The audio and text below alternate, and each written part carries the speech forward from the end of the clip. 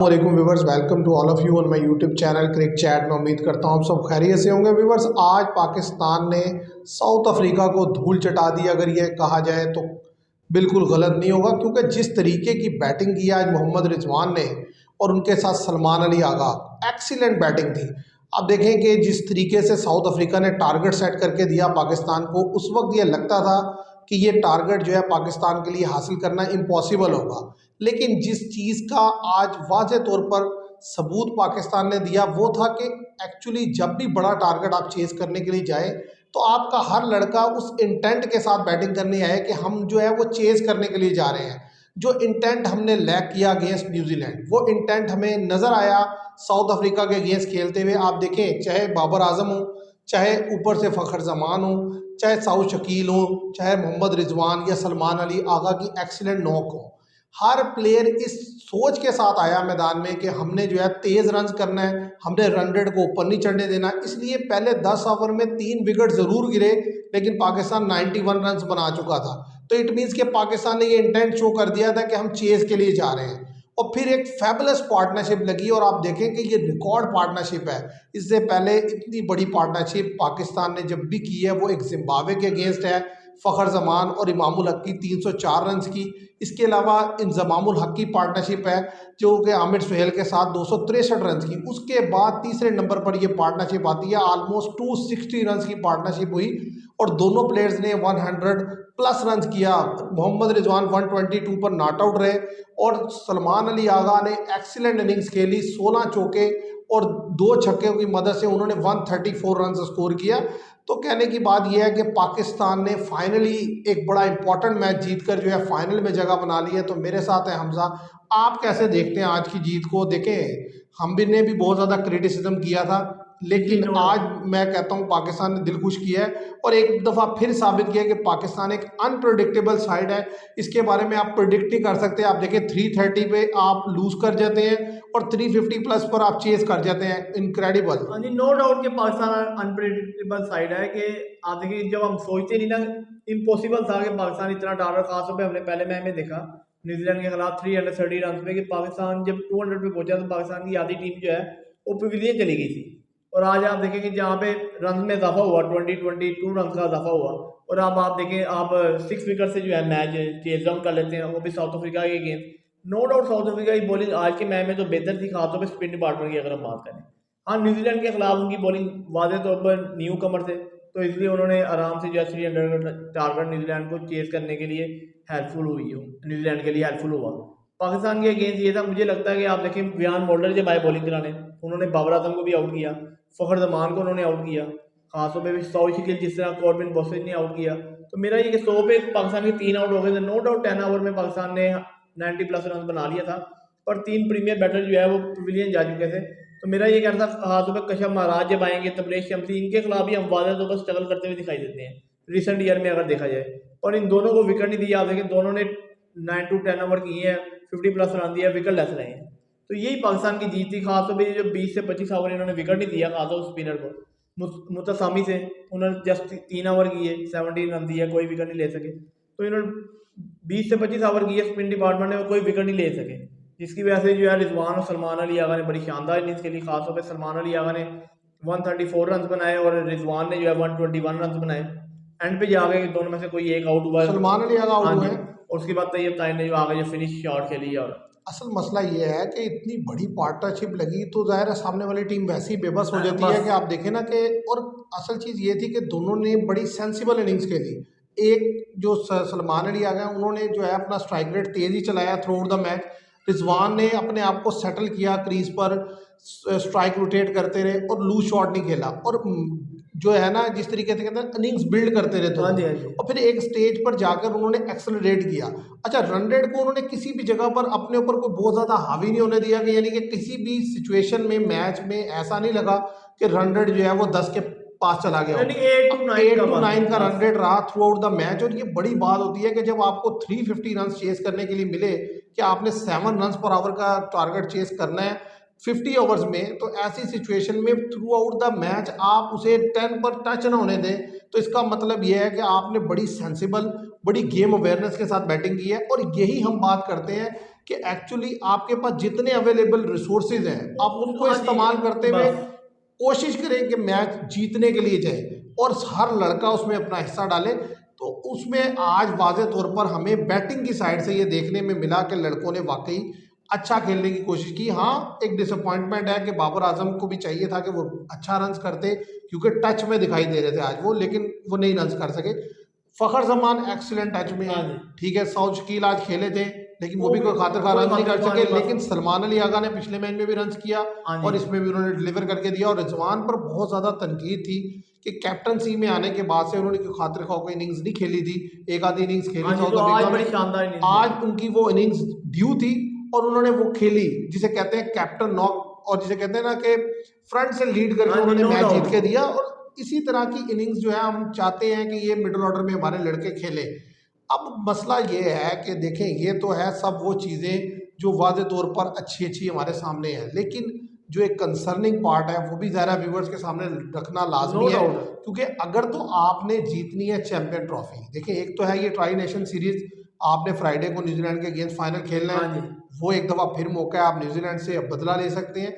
लेकिन असल टारगेट हमारा है चैंपियन ट्रॉफी। तो अगर आपने चैंपियन ट्रॉफी जीतनी है तो आपकी बॉलिंग को क्लिक करना होगा। ऐसा ही है। आप देखें आपके प्रीमियर बॉलर्स में शहीन शाह अफरीदी अच्छी बॉल करते हैं अर्ली ऑन, लेकिन जब फिनिश करते हैं तो फिनिश बड़ा बुरा करते हैं और जिसकी आखिरी वजह 2-3 ओवर बहुत ही बुरे हाँ करते जी, हैं, जिसकी वजह से सारा मोमेंटम मैच का दूसरी टीम की तरफ शिफ्ट हो जाता है। और ये एक बड़ी यानी कि जो है ना बुरी चीज़ है कि मतलब आपका प्रीमियर बॉलर उसे जब फिनिश करना चाहिए तो हाई नोट पे फिनिश हाँ करना जी, चाहिए कि ताकि दूसरी टीम को नीचे लेके हाँ जाए। जी, रन कम से कम हो जी। अब देखिए ना, पिछले मैच में आपने 25 दिया लास्ट ओवर में, हाँ जी, आज के मैच में आपको 21 रन हाँ कंसीड हो जी, गया लास्ट ओवर में, तो ये कोई अच्छा साइन नहीं है।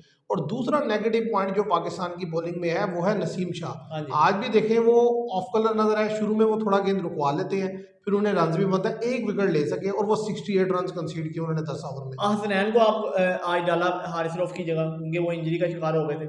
उनको देखिए आप, उन्होंने पूरे 10 ओवर भी नहीं किए, जस्ट 8 ओवर किए और 72 रन विदाउट विकेट नहीं ले सके।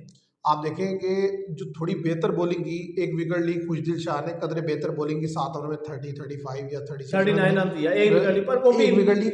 बात यह है, देखो पार्ट टाइमर बॉलर है ना, तो पार्ट टाइमर बॉलर फिर भी बेहतर गेंद कर रहा है, लेकिन आपके जो प्रीमियर बॉलर हैं वो तो 7-8 के इकॉनमी से रन दे रहे हैं। तो असल चीज़ ये है कि आपको पांचवें बॉलर का भी कंसर्न है हाँ जी, और साथ ही साथ जो आपके मेन बॉलर हाँ हैं जी, 4 उनका बॉलर क्लिक हैं, करना उनका भी बड़ा कंसर्न। ज़रूरी है। देखिए, हसनैन की बात तो हमने जब सिलेक्शन हुई थी तब भी की थी कि हसनैन ने चैंपियन कप में अच्छी बॉलिंग की थी, लेकिन जब हसनैन को ले जाया गया ऑस्ट्रेलिया तो वहाँ पर हमने वाज़े तौर पर उन्हें स्ट्रगल करते हुए देखा।